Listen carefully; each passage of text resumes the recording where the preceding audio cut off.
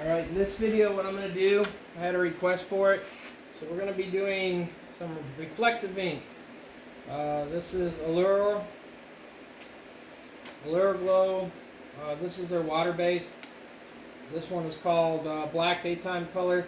What it is, it will look black on the object, but it will reflect when you shine light on it. It's a water-based ink. So what you're going to want to do is you're going to clean up, you're going to use water. There is also two-part ink, and it's pretty much like a one and done.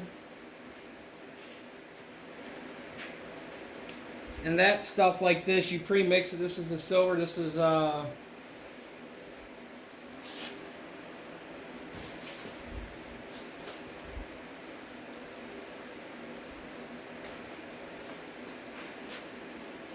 not sure what brand this was. 1 second.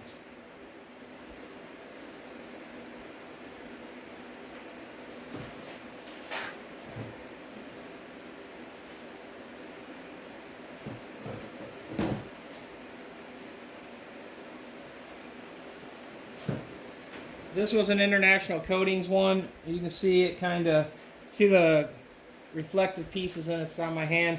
But once it's mixed, like, you've got to add two parts to it. You add the ink and the hardener. And the hardener, what will happen, it will set up. This is a plastisol, that's a water base, but this is pretty much, you got to use it that day or it's done. This is the stuff like on the most reflective stuff you're going to find is the two-part mix. The other stuff works really well. They both do the same thing. They both use glass beads. And it's either a coated glass bead that gives it more reflective. But we'll get back to this now.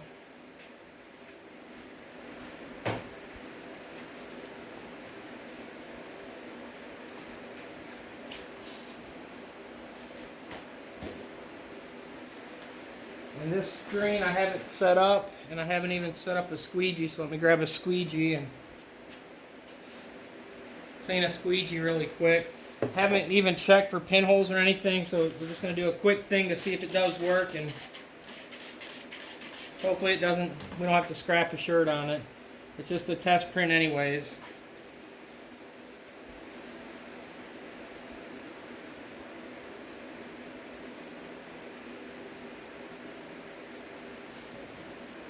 Grab another squeegee.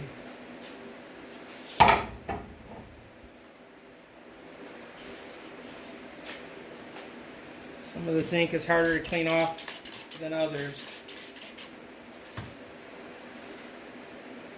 The Fusion 180 ink we use a lot also. It works really well. The only downside about it is, unlike other plastisol inks, the Fusion 180 gets pretty hard on the stuff. You got to clean it up, where a lot of your other plastisol you can leave on the stuff till you're ready to print again, and it's not really going to be too bad, or you just use a little cleaner. Fusion 180 with the low cure temp, it tends to, if you don't clean your squeegees and all that, it tends to harden on it pretty good, and it takes a little bit more elbow grease to get them where they're good to go again. But the nice thing, it works good on polyesters. The nice low cure temp works good. It is creamy. You got to mix it up. There's other inks that's going to be more creamy than. It's personal choice. Depending what you're doing, it has a purpose. It works good.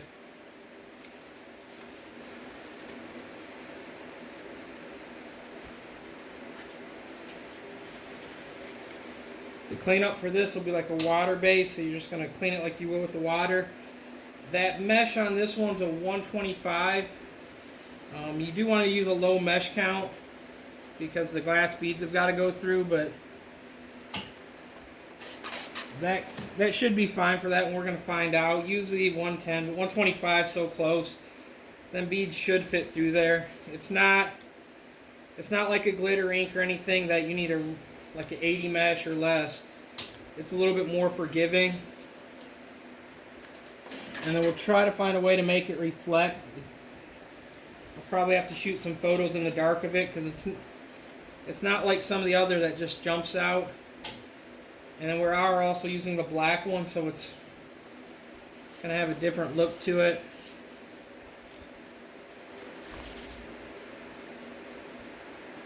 So now we've got the squeegee clean.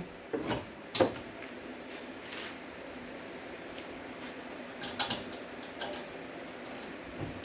put my wire right here to hold my squeegee from tipping over.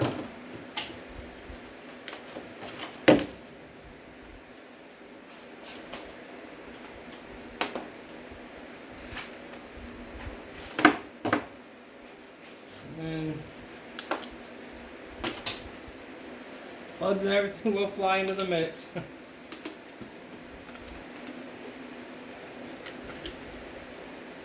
You can see how runny it is. And you can see some colors in that in there. What you're going to want to do with this ink, you're definitely going to want to stir it up because the beads and all that settle to the bottom.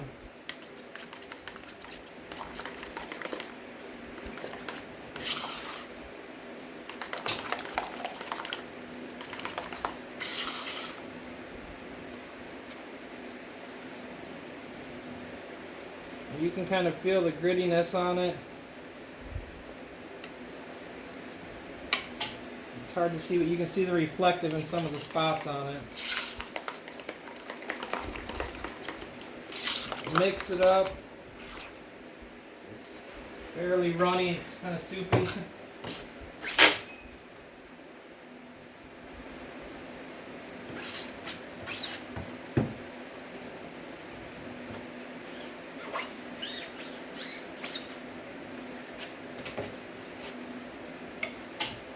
You can feel the grit in it, but you're not here, you can't really, you kind of hear it a little bit when I touch the squeegee.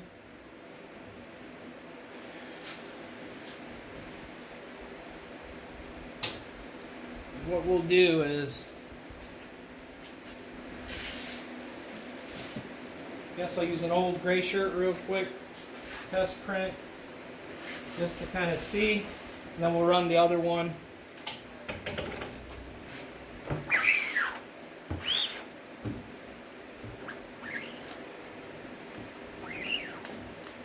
You can see some of the reflecting in there.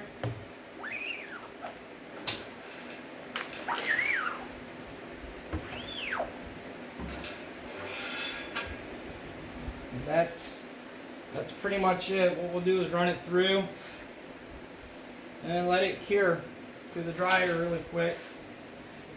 You can kind of see,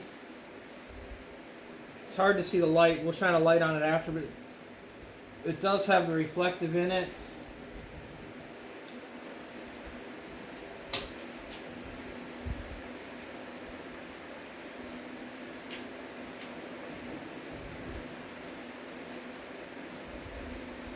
Now we're going to run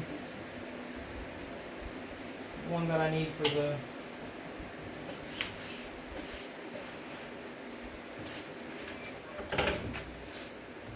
with the reflective ink. You don't want to do too many coats. Like, you can run 2 coats if you're running the lighter colors, but the more you put a coat on, what happens is the glass beads in there, and so what happens is it gets pushed down into the level of ink. You bury it, so it's not going to reflect as much. So the more it lets it sit on top, the more reflective it's going to be. So the less you can do, the better it will be. And that's that one. Of course, with the black ink, it's going to give you that look with the black, so might be something you might want to do, like here's something. This is a hoodie.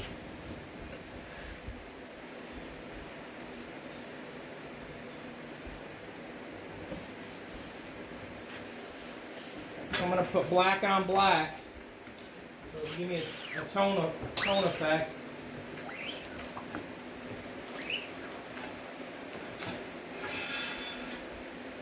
And it's hard to see it, but we'll pretty much that's what I want, is just to be a very, very light effect. And when it dries, and it reflects, that's going to shine up if anyone shines any light or anything on it. It's just a kind of like a ghosted image. And you can kind of see with the camera how it reflects. You see the little kind of beads and all that in there. So there's that one. I'm going to run it through the dryer and I'll show you them after and add some photos. Okay, now here's what they look like when they're done.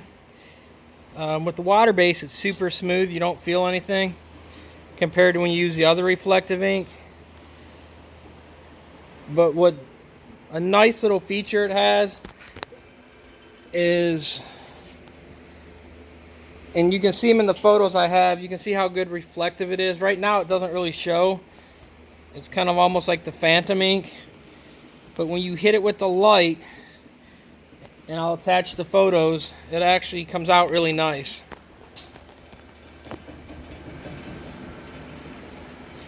And so if you're looking at another way to do the reflective and you don't want to use the other one, this comes out really nice. We've used it on a bunch of other customer stuff and gives it a nice look. The camera doesn't really do it justice at all, but the photos, you can see how much it will pop.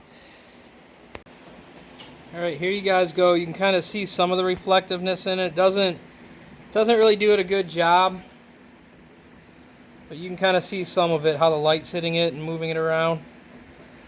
But this is black on black. Okay guys, a few quick things to know about it. You do not underbase it. If you underbase it, it will not reflect good at all. Cam did a video on it where he underbased and then he did like 2 or 3 top coats and it didn't reflect at all. It doesn't work that way. So the downside is like some of the other ones where they have these colored ones over here, like the green, orange, blue, black. The colors are nice, but like on a darker shirt, the black will do like it did on there. If you use like the green on a black shirt, it almost turns it forest green, even though that's a neon green.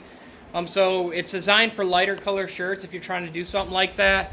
Like here's an example here. This is that neon green, and you can see some of the reflective through that.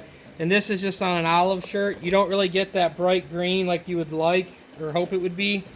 So that's some of the downside about it. If you want the brighter look, use the other brand, the International Coatings with the additives.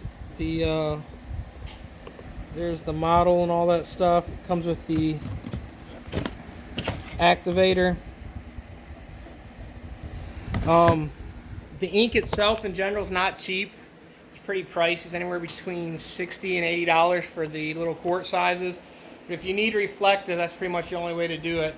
If you guys have any questions, leave a comment and I'll try to answer it or message me on there. Please like, subscribe, and follow. Thanks again. Robert, peace out.